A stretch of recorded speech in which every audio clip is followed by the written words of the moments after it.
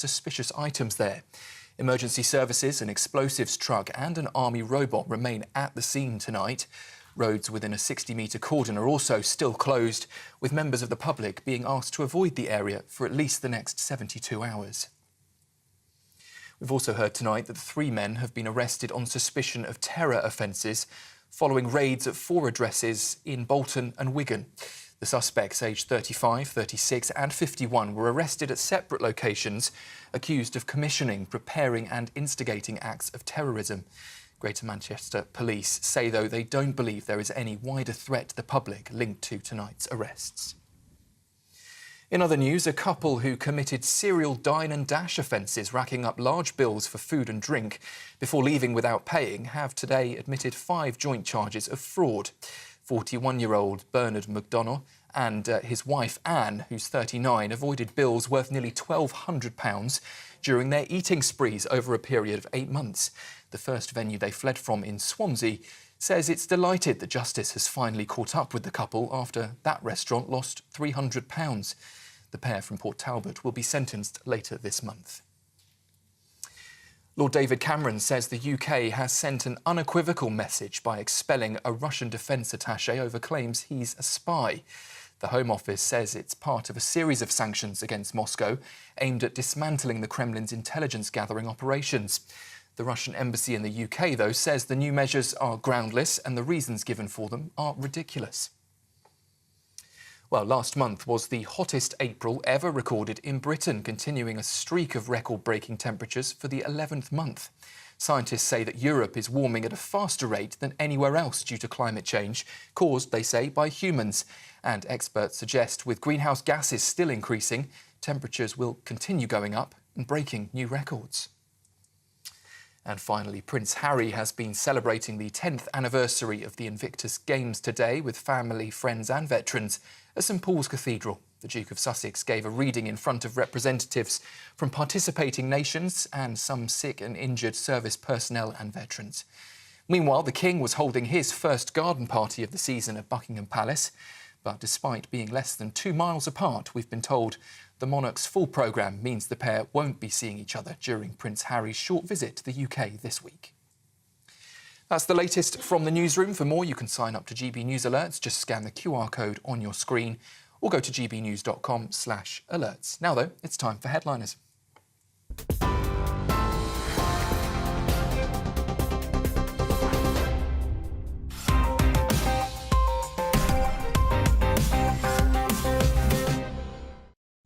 Hello and welcome to Headliners. I'm Nick Dixon and spring is in the air, but you know what else is in the air? News. So let's crack on and introduce our panel tonight. We have the People's Gammon, Paul Cox.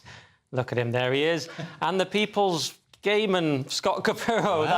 I'm so sorry. Yeah. It doesn't work. Did you plan that? No, that was on the plan completely. Someone else told me to say it in my ear. I guess, yeah. But I knew it would upset you slightly. It's just because it's so bad. Because it's so bad. But, Scott, you were accused of homophobia recently, weren't you? I was, yeah. There's a hate crime posted about me in Islington. Yes. Yeah. About during my act, apparently someone thought that I was being homophobic. I know, I find that incredible. They haven't done their research. That's like accusing Paul of not talking about his garden enough. I mean, it just wouldn't... I know. And the police called the club and said, oh, there's a hate crime, homophobia. And they told the club owner who, and the guy said, well, he's not here, but his husband is. Well, can you tell his husband he's homophobic?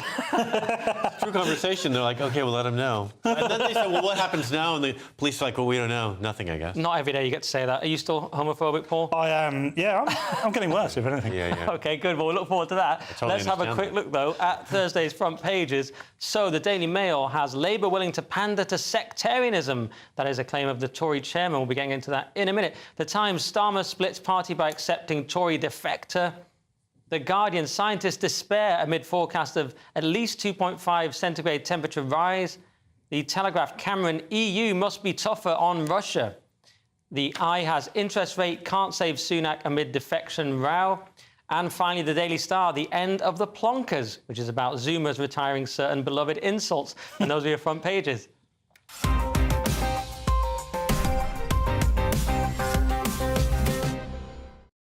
So, Paul, what are the Times going with today? Starmer splits Labour by accepting defector, which is Natalie Elphicke, for those who aren't aware. Sir Keir Starmer is facing a backlash from senior Labour figures and female MPs for allowing right-wing Conservative Natalie Elphicke to join the party.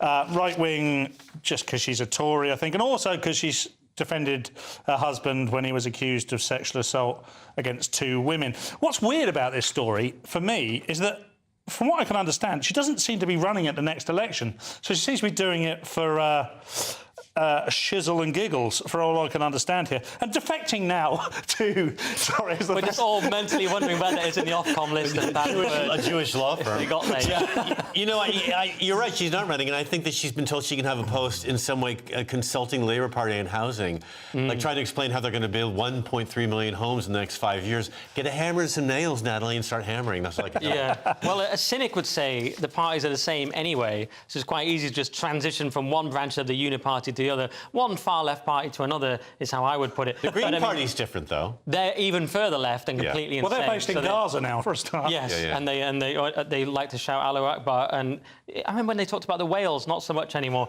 But yeah, I mean, she called Sir Keir Starmer Sir Softy in the past, not the greatest Trumpian insult. Softy in the pants? Sir Softy. No, just like a soft guy. Oh, right, yeah. Not the pants. Well, that would How be much dare you? better. This goes out at 5 a.m. And she wanted. She claimed he wanted an open borders immigration policy. That's the same as the Tories. So probably just walk across the aisle. Defecting to Labour is like when comedians now become... Straight comedians become bi-curious so they can keep working. Yeah, you know, I'm definitely... a lot of that. I see a lot of that, yeah. You do, don't you? You know, I accidentally brushed against a friend in high school. 1996. Now I need to get on this queer gig work. Yeah, that's true, because you're going to be out of a job if you're a Tory. So it's like, do you know what? I've always liked Labour. Do you know what I also like? Money.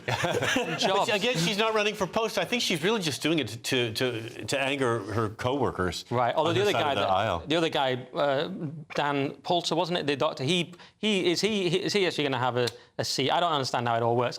I just do this for a living. No one ever considers the constituents in any of this, though, do they? I mean, all these constituents... Who will think of the constituents? But they all voted for a Conservative MP. And then they go, no, not we would have got a complete different political philosophy. Now it's like, we're awkward. And does she call people or tell them in her constituency or emailing everybody? Yeah, like, look what I've done. I've changed my mind. Change your mind? She should just quit altogether. Yeah. That's what she should do. Rachel Reeves apparently told her to F off in the past, so that's going to be an awkward first day, isn't it? Yeah. Oh, well, what about the Daily Mail going with, Scott? Well, they're talking about Labour are willing to pander to sectarianism. Nailed it. I sound drunk. Britain is at risk of being taken over by dangerous sectarian politics, the Tory chairman warned last night. Richard Holden accused Labour of exploiting the Middle East conflict to win votes, although I don't think Labour did that. I think what they did actually was they lost some votes because they aren't protesting against Israel and Gaza enough. I think that's what's actually happening. So I think the opposite of what he's claiming is happening. But what is kind of going on is I think Labour lost some of their party members to the Green Party and other parties. Yeah, it's more like they're about to pander. I mean, Starmer changed his language slightly. The Muslim vote is leaving. He's visiting like Harlow 5 times to try and keep them on board. But he changed his tone slightly about the ceasefire. He hasn't pandered yet. I feel like he's about to pander. I think he's more... Do students vote? I think he's more worried about the young vote because I don't think the Muslim population can be brushed with any wide swath of anything. I think that a lot of people live in this country are as opposed to what's going on in being driven by the Palestinian government as other people are. But I think young people seem to be drawn to this issue because it seems to sort of give them a voice that they've neglected. Yeah. I think they felt ignored before at university level. I think everyone's picking this up as sort of something that they can promote themselves with. Yeah, they're projecting onto it. What do you think, Paul? Well, he's walking on a fine line here because he sees himself as the next Prime Minister like the rest of us do. So he knows when he enters into geopolitics that he needs to have certain opinions. And this isn't... There are plenty of people not backing the ceasefire out there, so he's having to step back and act prime ministerial. But at the same time, he's losing some of his grassroots, like Scott rightly says, the student vote, because they don't know what they're talking about. They're just going with the current thing, Nick. Yeah. Well, yes. I mean, it's going to be made easier for him if this Rafah thing carries on, because it's going to be more unpopular to back Israel, so maybe he'll get out of it. But knowing the sort of far left, they'll probably say, well, he didn't back it early enough. You know, he was too pro-Israel early on, so they'll probably never forgive him. And so now he's got this constant wing of his party to worry about. I don't believe that the far left are much of an issue to Keir Starmer anymore, though. He has been successful by eradicating the far left from Labour. I mean, all Corbynites and Momentum are now gone. To some degree, and in doing so, he's made them a more central party, which has given him. I mean, obviously, the Tories have capitulated and become more Labour than Labour, etc., etc. But the local elections, I know they can't map perfectly onto the general, but they indicate some people are going to Lib Dems and Green and so on. Let's see. Anyway, either way, he's not my Prime Minister. I just want to say that. Let's do the cover of the Telegraph then, Paul. Yeah, Cameron, EU must be tougher on Russia. Sorry, just thought. Zanzibar. Oh no, someone. I just checked. It could have been Hungary. I don't know. Lord Cameron, of course, most famous for pigs, much like myself, will call on Europe to be tougher and more assertive in the face of Russian and Chinese aggression in major foreign policy. And we have to tread carefully here, really, don't we? Because really and truly, the only way to become tougher is to fight. For EU and Great Britain to be any tougher, they would have to fight. What he's actually saying is they need to maintain the spend to help Ukraine out, because in the bigger picture, that's the way to solve these problems. Because if we end up with Russia and China taking the lead on these things, then we will end up taking a back foot and we won't be able to lead geopolitics in the way we'd like to. I mean, this is where you need Leo Kearse. Because for me, I still can't get my head around why we would continue so vehemently to just spend. When does it end? Now, Leo would step in and say, well, we don't actually hand over any money. We give them decrepit old weapons. Yeah. But it's the optics of it, isn't it? If you look in the States, they are giving billions. We're giving hundreds of millions in total. Apparently, it's not real money. It's just, you know, we just take stuff out of storage and we lend it to the Ukraine. But I'm not sure where this ends. And we have a different mentality and a different culture to Russia and China as well. Well, I think a lot of people are saying, though, that we need to step up NATO spending and get more realistic and tough. And that's one thing Cameron's saying. We need to go from 2% to 2.5% across, you know, European members of NATO. Trump's already ahead of them. He's already said 3%. It's going to be 3%. So they're still behind. What do you think, Scott? It upsets me when Rishi Sunak is quoted in this article as saying an an axis of authoritarian states made up of Russia, China, Iran, and North Korea. You know, Russia and China are both on the UN Security Council, so I'm never quite sure what team he's playing here. Is he agreeing with them on the Security Council, and has he talked to them about what's going on in the Middle East? I mean, do these people talk at all? Do they have any conversation whatsoever before they start hurling abuse at one another? Yeah. You know, I expect them to be a bit more diplomatic. Most people have blocked Cameron's number because of the whole referendum. OK, Scott, in minus 30 seconds, what about the Daily Star? Oh, right. The Daily Star, minus 30. And, the end of the plonkers, plus the gits, the nitwits, the numpties, and even the Burks. Apparently, some of the best words in the English language, like plonker and git, are dying out because young plonkers and gits don't know what they mean. So I think some young people, language changes all the time, doesn't it? And they're afraid of using words their grandparents used in daily conversations. They just don't use them. They're not afraid of saying gammon, are they? No, I get accused of that. That's why I've adopted the moniker. But it's just kind of an idiot, is that what get means? Yeah, plonker could be quite rude. I mean, they're just basic ways of saying swear words on the BBC. And do you know what? It hasn't died out of my house. I get a good 15 plonkers in a week. And we'll find out tonight what Ofcom thinks of all of those words. But that is the front page is dealt with. And coming up, AstraZeneca withdraws its vaccine. Monty Panesar withdraws from a political party. And protesters refuse to withdraw from Cambridge University. See you in a minute. This is GB News, Britain's news channel. In the quaint Derbyshire village of Sudbury, there's a storm brewing between the local football club and the National Trust. This grass field might seem unremarkable, but for hundreds of years it's been part of the Sudbury Hall estate, playing host to the village football and cricket matches. Now the National Trust are planning to put an end to that tradition in the name of biodiversity, with plans for trees and plants where the football club play. Some worry it breaks a memorandum of wishes from the late Lord Vernon, whose family have lived here since 1660. Manager of Sudbury FC Tom Crutchley says he's upset at the decision. Naturally disappointed. We've been here, this is our 9th year. We've put a lot of effort into here to keep playing, to maintain it.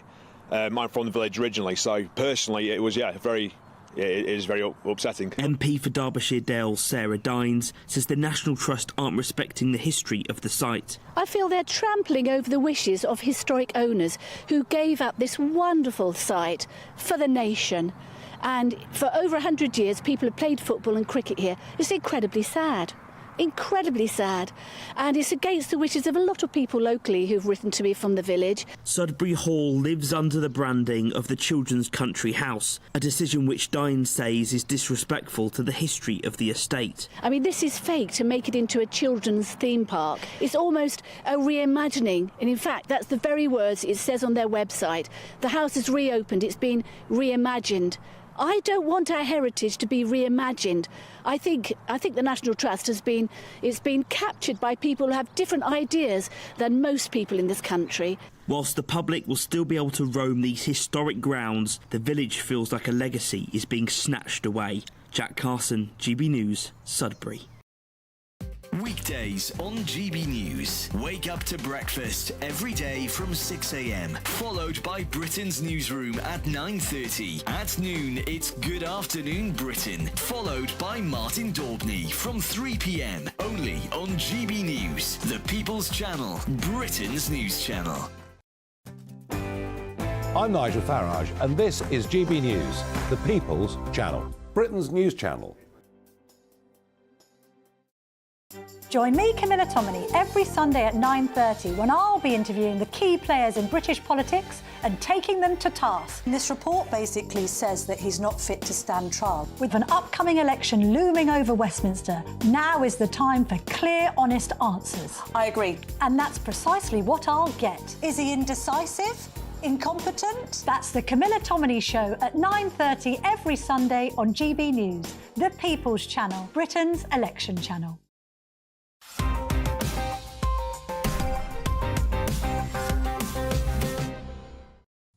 Welcome back to Headliners. I'm Nick Dixon, still here with Paul Cox and Scott Capurro, who's been doing his Instagram stories in the break. There we go. Let's cut to them, why not? And let's do the Times then. And AstraZeneca have withdrawn their questionable COVID vaccine. All I can say is, damn, it feels good to be a pureblood, Paul. Well, I'm not, unfortunately. AstraZeneca. You're not? No, I'm not. Get out. I'll explain that in a minute. Yeah, that's. I had straight hair before. AstraZeneca is withdrawing its COVID-19 vaccine worldwide, citing surplus of available updated vaccines since the pandemic. The European Commission withdrew this. I wasn't aware of this. It withdrew the marketing authorisation in March, and it went into action on Tuesday this week. And according to the independent estimates, over 6.5 million lives were saved. I think that'll be brought into question in the first year of the use alone, and over 3 billion doses were supplied globally. What's not mentioned in this story, and what's not mentioned enough, I think, is the COVID vaccine injuries as a result of particularly vaccines like AstraZeneca. And you know what, if you make that stuff taboo, then all you're going to do is fuel the fires, because there are quite clearly, even if there was 1 or 2 cases of severe injury as a result of the COVID vaccine, particularly AstraZeneca, we should be talking about and understanding why. We shouldn't be hiding it now. It's 4 years, 3 years since the vaccine, but 4 years since COVID. And, you know, I've got this stuff flowing through my body. I do have a dose of AstraZeneca in there, you know. So sorry to hear that. Yeah. Sorry, mate, yeah. I mean, yeah, they admitted there were rare side effects, as they called them, finally. And I just think, you know, as a friend of mine put it on X today, no one regrets not having the vaccine. Never met anyone who regrets not having it. No. That's just my personal opinion. It's not the view of GB News or anyone. Scott, what do you think? Well, I guess a thrombosis, blood clots, are one of the side effects of AstraZeneca, but they're saying it has nothing to... That's not why we're withdrawing. It has nothing to do... Look away. I'm still... You know, I got the double dose in California, and I'm still angry at myself. Yeah, it doesn't seem like you, Scott. You seem like iconoclastic, rebel I wanted type. to travel. I wanted to go back to yoga class, and my husband was getting it, and everyone was getting it. And then a friend of mine made my appointment for me, so I just showed up, and it was so exciting, and everybody lined up, and look at us all joining in together. And I just, I'm such a fool. You know, I've met several people on the road in Europe and in the US. Many, many people have side effects, mostly blood diseases. And I think that it left me with a couple of lingering, although I was a bit of a git already. I think it can Were you gay amplify before? my gitness. Were you gay before? Yes, I was, but now I hate myself for being. Now I just feel like I can't believe I gave in. What a fool. As Alex Jones says, turning the flipping comedians gay. Yeah, I mean, look, I'm not trying to boast about it, but it's a great time to be a misanthropic contrarian loner who was just like, no, I'm not getting it. Scott made a really good point. Now my blood is so pure. And I'm so pleased that you are a pure blood. But Scott made a good point. Scott said that he wanted to go back to yoga and travel, but what we do forget is we were told that you would be essentially a social pariah if you didn't have the COVID vaccine, whatever one it was. And if you needed to travel for work, or if you wanted to be a comedian and go out in places, there were actually promoters out there who wanted to see vaccine passports. They wanted to test you when you walked in the club. That happened in California. Yeah. It took an iron will, guys, to not take the vaccine. I know. And also, your career is already over. But the thing is, I could have gotten a certificate or that letter you could have gotten that said that you are exempt. Yeah. I don't know why I didn't work harder. Should have got one of Leo's dodgy certificates, but let's see the Guardian. Guardian with a climate change story. Now, I skimmed it, but I'm guessing we're all doomed, Scott. The world's top climate scientists expect global heating to blast past 1.5 degrees centigrade target. There's another global apocalypse. We haven't had one in a while, so I've been missing it. Apparently, we're meant to worry because things are getting warmer. I'd like to worry, but I'm busy, and I've got Pilates in the morning. I guess the world is getting warmer. April was freezing, and we had the heat on the whole time, and raining, but apparently it's the warmest April in history. Warmest ever. If you took the temperature at like the planes at Heathrow Airport, right next to the exhaust, which is where they always take it. When they mentioned, they show one picture of people on the beach in April in Brighton, but that's because they're homeless. They're and wet. Great point. Great point. Yeah, I mean, they're saying here, many of the scientists envisage a semi-dystopian future. Well, that would be an upgrade on the pure dystopian future we have at the moment, the present dystopian present. Yeah. And they're talking about famines, conflicts, mass migration. We've already got at least two of those. Those things. Yeah, what do you think? They're already happening. Climate scientists, in other words, people that are paid to produce this data. They would not be paid if they didn't find this data. And it's really important to remember that. And that it's in their best interest to perpetuate this dystopian future, because if they don't, then they're not going to get their funding. And I know that sounds cynical, but that's exactly true. That's very Lewis Schaefer argument. It is, and maybe I'll spend too much time with him, but they're all on the same board. They're all the same people. It's like you and I saying, GB News headliners is good. Well, you say that, Paul, but one of them's your brother here, Peter Cox. Yeah, we don't speak. We're like Jeremy and his brother. You fell out over climate. Although, in south of Brazil, they're having these huge rain problems now. And Porto Alegre, this gorgeous city we've been to, a major metropolitan area, there's alligators because the water is 4 feet high and it won't go down. Alligators floating past domestic buildings and stuff. It's a complete disaster. The Amazon's a mess. Okay. So when you see things like that, you see what's going on in rivers in China and Vietnam and the Delta, I don't know. OK. Well, thank you for providing balance, because it was getting all a bit deny-y there. Somebody had to think we're going to lose our license. Someone had to exactly we'll lose our license. So I don't believe anything I just said. No, but the problem is expert. Every time I see expert now, I just inherently don't trust it. They're kind of like the boy who cried COVID. I don't trust experts anymore. But let's do the Times. And former England cricket player Monty Panesar has stepped down from George Galloway's political party after realising it was George Galloway's political party.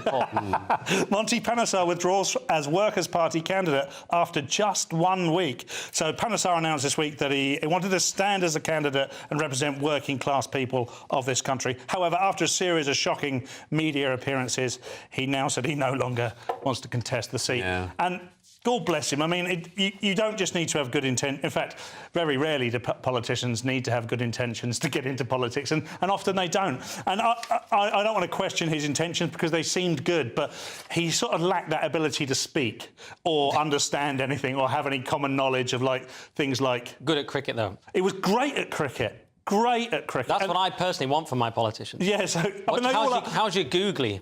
That's what I ask. To be honest... How's your flipper? It's warm in here, so my googly's OK. But hang on, Paul, I want to know, though, I mean, or Scott, in fact, he's a Sikh. I hate to be...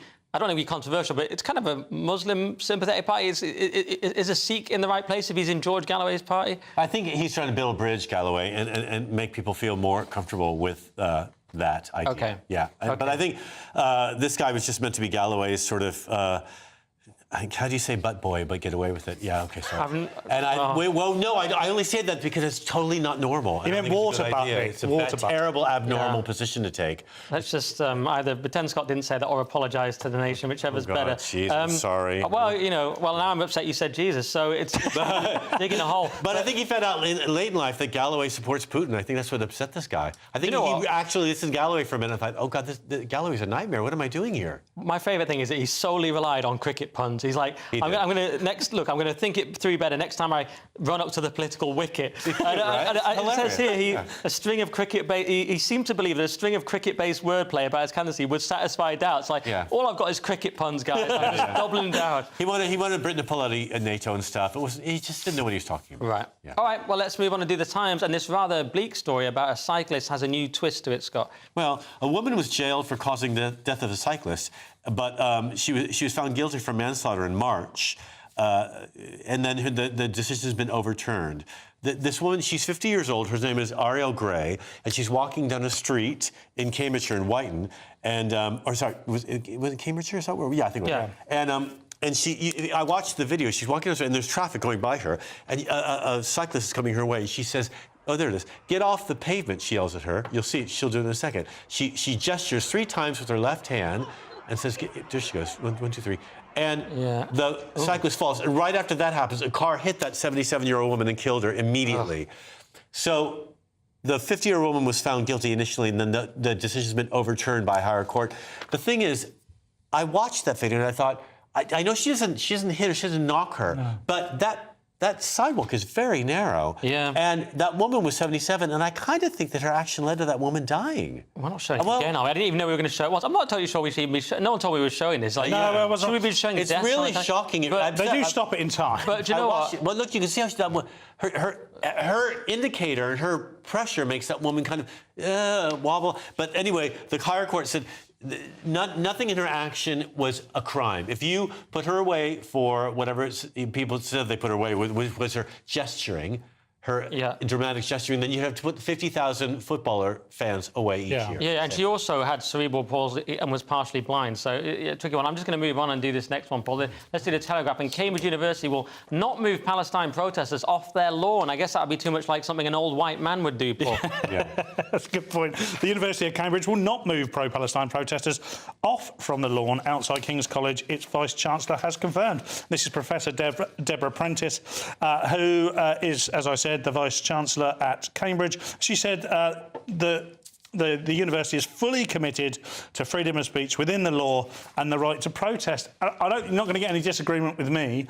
I mean, they are more, as far as I'm concerned, they have every right to protest. I'm an advocate for free speech. As long as they're doing it within the law and they're doing it peaceably, as they are in this case, from what I understand. They're not stopping people getting to their lectures, as they are elsewhere. So, for me, I can't disagree with her. Here's the problem with it. This guy, Vernal Scott, who has led Oxford's Equality and Diversity Unit since October 2023, he signed a letter declaring solidarity with students protesting against Israel's war in Gaza. So he's politically partial, and recently he also sort of gloated about almost NatCon getting shut down in Brussels by the local mayor, which was completely obscene. So the point is, this guy is not impartial, and that creates a conflict when students might want to come to him who are not politically aligned. The students are also yelling about destroying Israel, which makes some of the Jewish students on the campus feel anxious. But what I was shocked by when I saw the photos of the placement of the tents is how regimented the camp is. The tents are almost all the same. Someone's buying them, someone's funding this, and someone's setting it up. It's very well organized. These things don't just happen out of nowhere. Not with students. No, exactly. So that part makes me anxious. Normally it's George Soros. In fact, we can officially say that. Definitely also, we assume if you see some of the protests in the U.S. and some people being held off campus or pushed, we assume that all these kids are students, and they're clearly not all students. No. Where are they coming from? What are they doing there? I think they're just there to stir trouble up, and someone has sent them there. So I can't disagree with any of that either, but I think the point I still would make is that even though I disagree with them, and we all quite clearly disagree with them, they're entitled to do it as long as they do it within the law. I agree with the point that there should be some sort of neutrality within the senior management at the university, but... OK. All right, well, that is it for part 2. But coming up, the Scottish Greens cling on to their mad gender views. The era of cheap food is over, and French people are being lazy again. See you in a minute. Hello, good evening. It's been another dry and fine day for many of us, and there'll be more in the way of sunshine to come tomorrow, and it should be a warmer day for most of us. However, cloudier skies are starting to approach the northwest as this weather front moves in. Won't make too much progress overnight further elsewhere across the country as high pressure is building in, so it should be a fairly clear and dry night for the bulk of England and Wales. Cloudier skies will affect parts of northern England, Northern Ireland, and in particular much of Scotland, where the rain will turn quite persistent across the northwest overnight. So quite a damp night to come, probably a damp start to the day. But elsewhere, it should be a bright and mild start to the day. Quite widely, temperatures will be in double digits by Thursday morning. Any mist and fog that has formed overnight should clear quite readily. It's most likely across coastal areas across England and Wales, and that will give way to another day of long-lived sunny spells, and it's going to feel warmer in that sunshine than today. And the sunshine should spread up and further north into northwestern areas of Scotland as that weather front pushes north. Highs of 22, 23, possibly 24 degrees across central areas of England on Thursday. Again, there's a risk of mist and fog to start the day on Friday. The sunshine could be a bit hazy first thing, but it should brighten up quite quickly through the day. And I think most areas will see a day of long-lived sunny spells. And once again, it's going to be feeling fairly warm. Long-lived sunshine to come on Saturday. A risk of showers on Sunday, but temperatures are climbing towards 25 or 26 degrees. I'm Patrick Christie's. Every weeknight from 9, I bring you 2 hours of unmissable, explosive debate and headline-grabbing interviews. What impact has that had? We got death threats and the bomb threats on. Our job is to do what's in the best interest of our country. You made my argument for me. My guest and I tackle the issues that really matter, with a sharp take on every story. I'm hearing it up and down the country. That was a beginning, not an end. Patrick Christie's tonight from 9 p.m. only on GB News, Britain's news channel. We're GB News, and we come from a proud tradition of British journalism. That's why I'm so excited to be here. It's something so new. The first news channel to be launched in Britain in over 30 years. Launched to represent the views of the British people. To go where other broadcasters refuse to go. How did you find out about the story in the first place? Launched with one aim. To be the fearless champion of Britain. It's an absolutely fantastic atmosphere here. This is GB News. The People's Channel. GB News, Britain's news channel. GB News is the home of free speech. We were created to champion it, and we deliver it day in, day out. Free speech allows us all to explore and debate openly the issues most important to us, our families, and of course, the British people. Having challenging conversations to enlighten each other. Which is why we hear all sides of the argument. We are the People's Channel. We will always stand by the freedom to express yourself. On TV, radio, and online. This is GB News, Britain's news channel.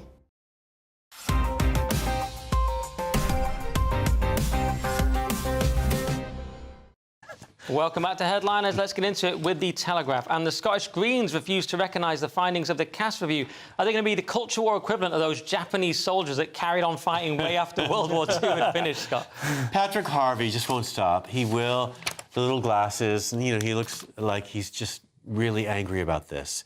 He refuses to accept the validity of the Cass report, even though every other political party, including the SNP, has accepted. He's no longer he's no longer a government official anymore, so he really doesn't have much to say. But anyway, he is saying this. I think this is getting him the remnants of attention he so obviously requires. Yeah, it's bizarre. I mean, they say they could not support the Cass Review as a valid scientific document. Somehow they know more than the Cass Review. And then they say, oh, they oppose the toxic culture war. I love this. This is why we don't want to deal with the fact we've lost this, and we've put children's lives in jeopardy, and we've just ruining their lives by supporting this stuff. And we hate gay men and gay women, by the way. There's right, that. so now they just go, oh, it's toxic. It's all toxic culture wars. Yeah. Weird, isn't it? It's really weird. Patrick Harvey does look like, if you watch enough sort of Nazi documentaries, he does look like an aspiring Nazi officer.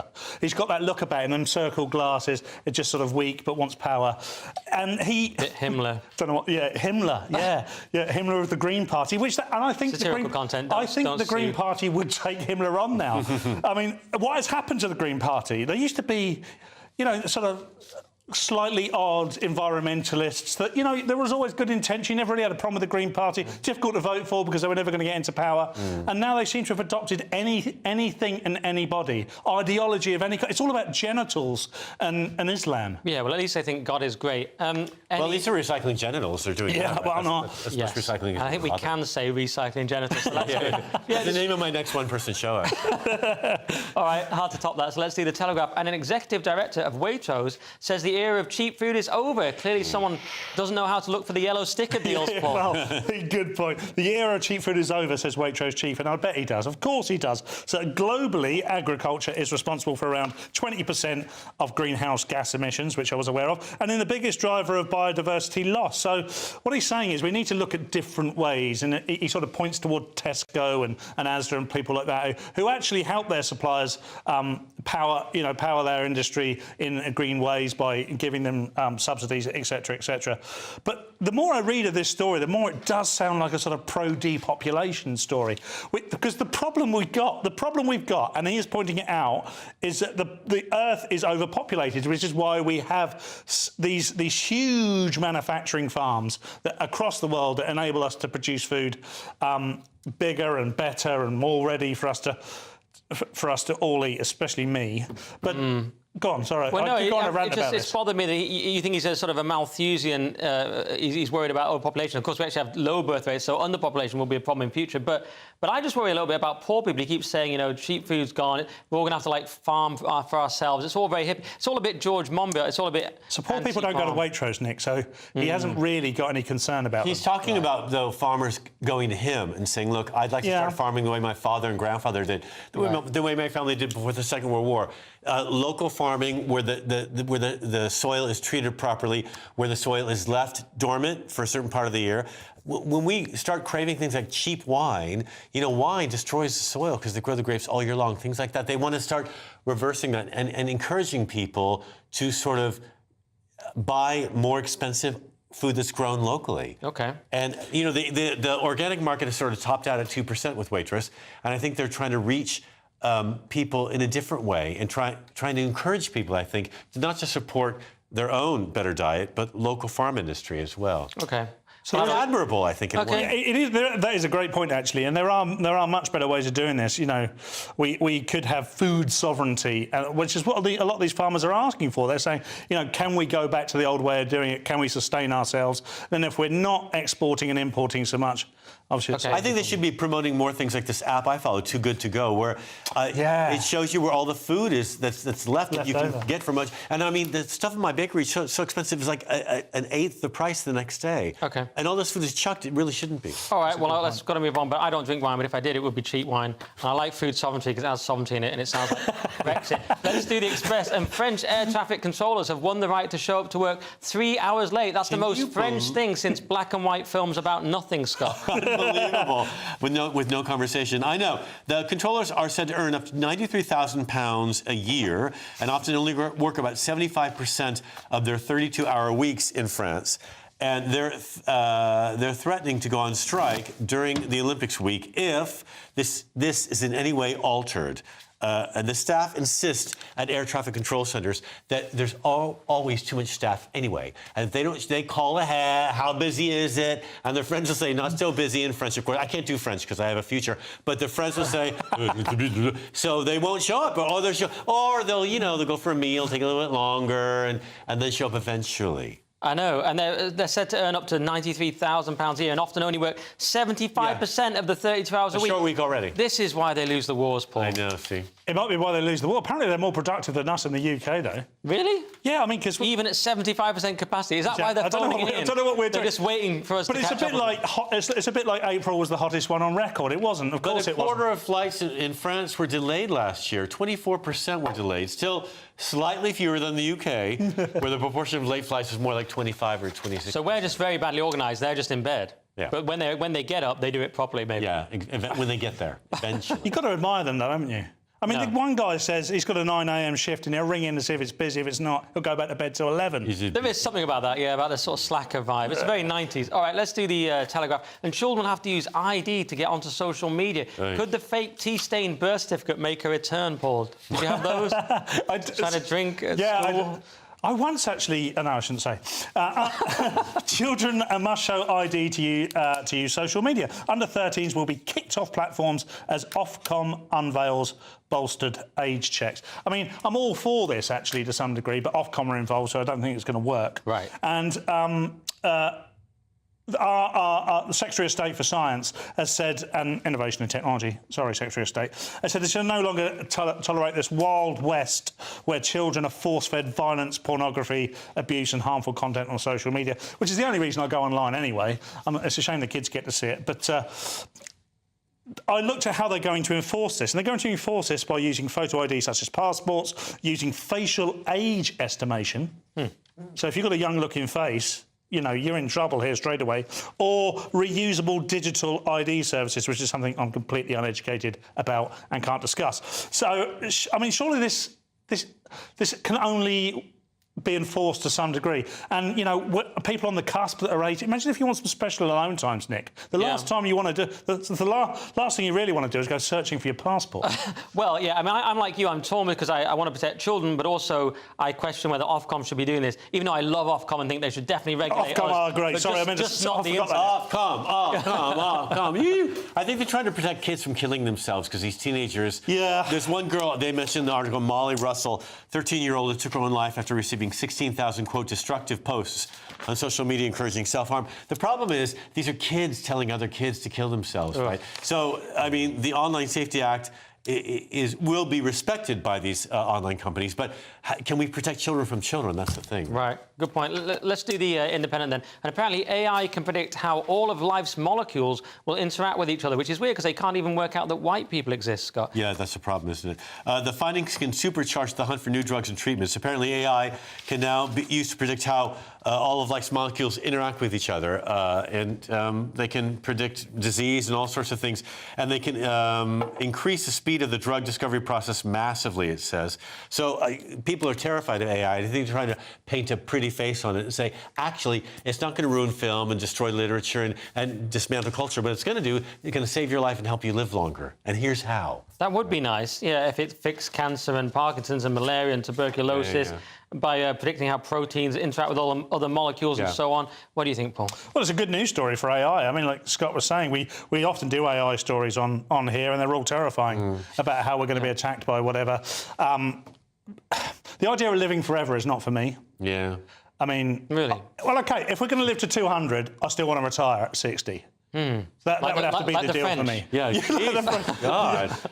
You imagine, though, if you had to work for 150 years before you could get a pension. The thing is... That's a lot of podcasts. It is, yeah. I was just reading about this 93-year-old guy in The Guardian who still runs marathons.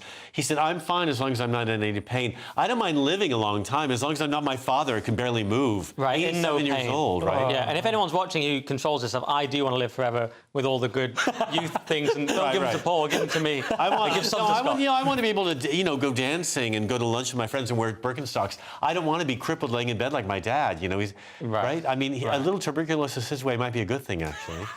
On that, just a little tumor dropped in his head. On that even darker note, we've got to go. That's it for part 3. But coming up in the final section, why UK women are sad, Donald Trump's new kill teams, and how a worm ate RFK Jr.'s brain. See you in a minute.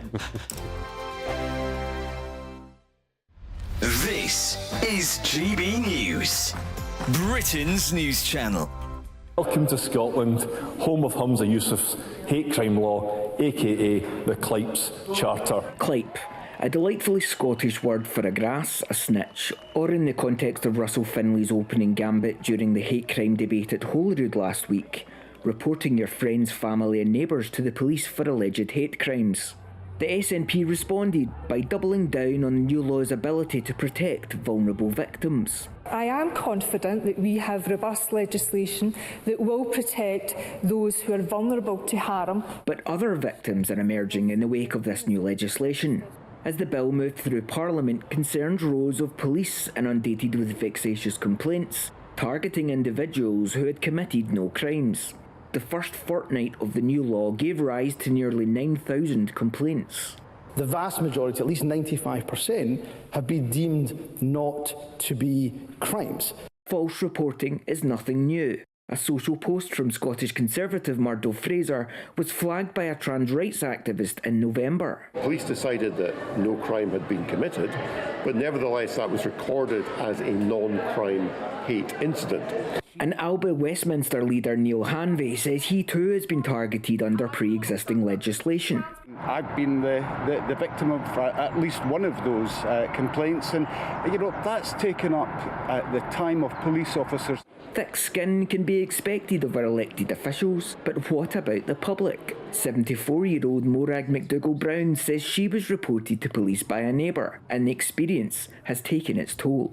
I hate to think that anybody like me or similar to my age would ever have to go through this, because I really don't think I will ever go over it. I'm Nigel Farage, and this is GB News, the People's Channel, Britain's news channel. Join me, Neil Oliver, every Sunday night at 6 p.m. on GB News. And if an hour is not nearly enough for you, go to gbnews.com for special extended episodes online every Friday at 9 p.m, where we can truly get into the nitty-gritty of what's going on. GB News, Britain's news channel. I'm Jacob Rees-Mogg, and this is GB News, Britain's news channel. Every Saturday, 10 till 12, we'll bring you all of the news that you need to know. We'll also remind you that there is so much to smile about. It's my favourite time of the week. I get to relax, enjoy some light-hearted stories, and let Ellie teach me about fashion too. That's Saturday Morning Live, every Saturday, 10 till 12. Only on GB News, Britain's news channel.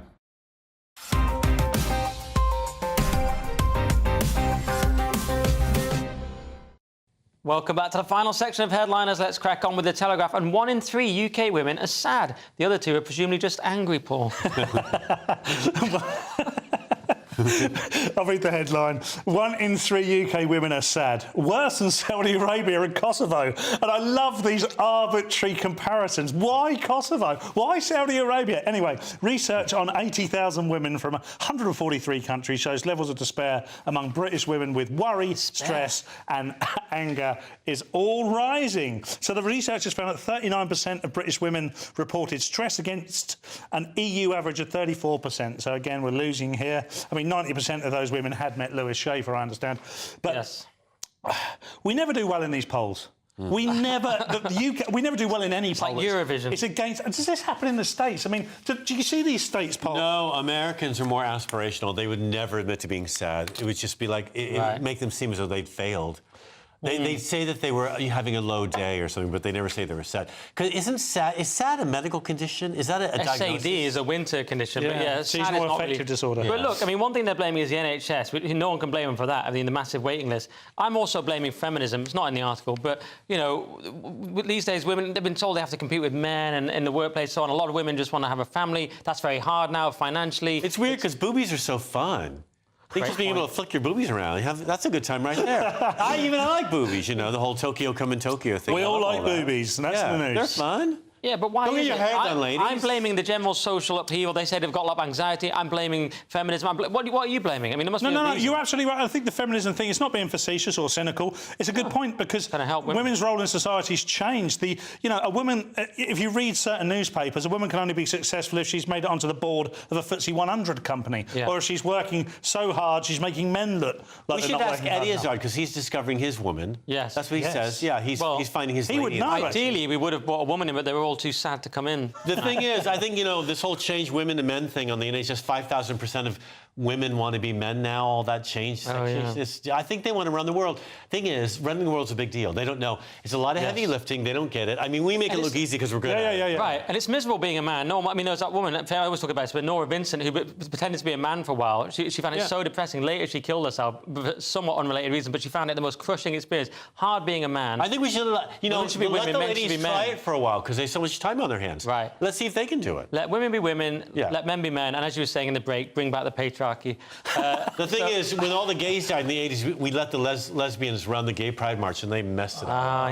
Now it's all about kids and Budweiser beer and stuff. Those lesbians. Yeah. OK, that was all acceptable television. Let's do The Independent and the latest media attempt to make RFK Jr. sound insane, Scott. The thing I like about RFK is him with his shirt off. Everything else I can do without.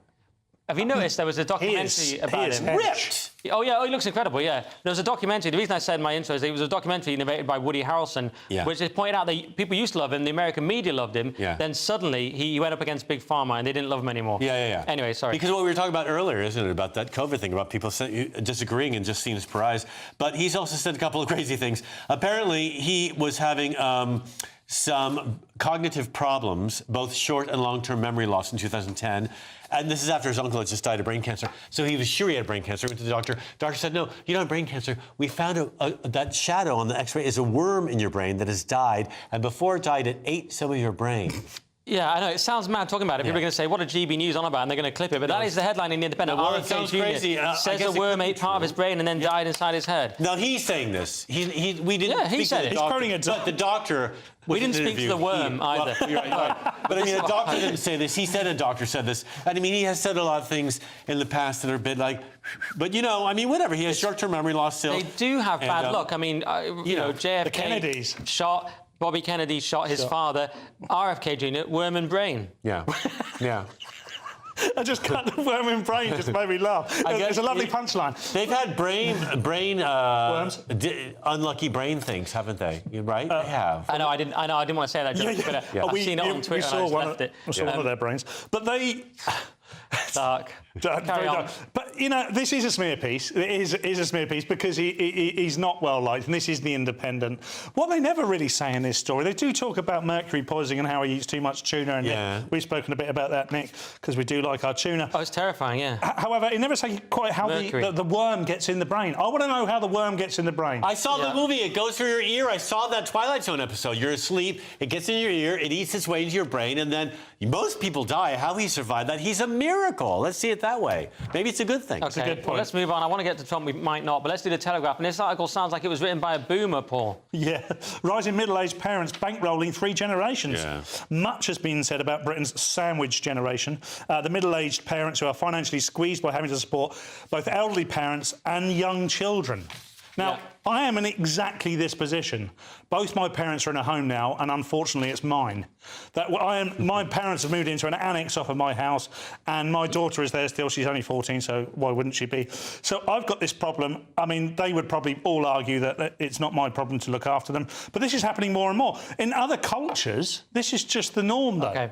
We've only got 50 seconds. Can we get to Trump, or do you want to do this one? Oh, that's it. We can. I've already said my joke. Let's just do the Telegraph. Oh, I'm really enjoying his story about how miserable his life is. I feel so good about myself. But Donald Trump plans to send kill teams to Mexico to take out drug lords. He's talked about this before, they're tremendous kill teams, and many people are saying they're the best kill teams ever seen, Scott. They're the best. With tiny hands. No, he said this before. He's 77 years old, and to him, the only way to deal with drug lords in Mexico is to kill them. So he will send the U.S. military down there. But the Mexican government is furious about this because they're saying we can take care of our own problems, and you're just going to make matters diplomatically between our two countries worse by doing that. OK, Paul, in 13 seconds, Trump kill teams. Well, it's brilliant. It's very Trumpian. I love it. I mean, you can imagine him talking about them like they're good people. None of them like me, but they got to go. Great kill teams. Totally amazing kill teams. Some of the best kill teams we've ever seen. We've got to go to the papers. Thank you very much, gentlemen. The show's nearly over, so let's take another quick look at Thursday's front pages. So the Daily Mail has Labour willing to pander to sectarianism. The Times go with Starmer splits party by accepting Tory defector. The Guardian has scientists despair amid forecast of at least 2.5 centigrade temperature rise. The Telegraph have Cameron, EU must be tougher on Russia. The Eye goes with interest rate can't save Sunak amid defection row. And finally, the Daily Star, the end of the plonkers, which was about insults disappearing from our lexicon. And those were the front pages. That is it for tonight's show. Thanks to Paul and Scott. Headlines is back tomorrow at 11 p.m. And if you're watching at 5 a.m., then stay tuned for breakfast. But for now, it's good night or good morning, and God bless. A brighter outlook with Box Solar, sponsors of weather on GB News. Hello, good evening. It's been another dry and fine day for many of us, and there'll be more in the way of sunshine to come tomorrow, and it should be a warmer day for most of us. However, cloudier skies are starting to approach the northwest as this weather front moves in. Won't make too much progress overnight further elsewhere across the country as high pressure is building in, so it should be a fairly clear and dry night for the bulk of England and Wales. Cloudier skies will affect parts of northern England, Northern Ireland, and in particular much of Scotland, where the rain will turn quite persistent across the northwest overnight. So quite a damp night to come, probably a damp start to the day. But elsewhere, it should be a bright and mild start to the day. Quite widely, temperatures will be in double digits by Thursday morning. Any mist and fog that has formed overnight should clear quite readily. It's most likely across coastal areas across England and Wales, and that will give way to another day of long-lived sunny spells, and it's going to feel warmer in that sunshine than today. And the sunshine should spread up and further north into northwestern areas of Scotland as that weather front pushes north. Highs of 22, 23, possibly 24 degrees across central areas of England on Thursday. Again, there's a risk of mist and fog to start the day on Friday. The sunshine could be a bit hazy first thing, but it should brighten up quite quickly through the day. And I think most areas will see a day of long-lived sunny spells. And once again, it's going to be feeling fairly warm. Long-lived sunshine to come on Saturday. A risk of showers on Sunday, but temperatures are climbing towards 25 or 26 degrees. Looks like things are heating up. Boxed boilers, sponsors of weather on GB News.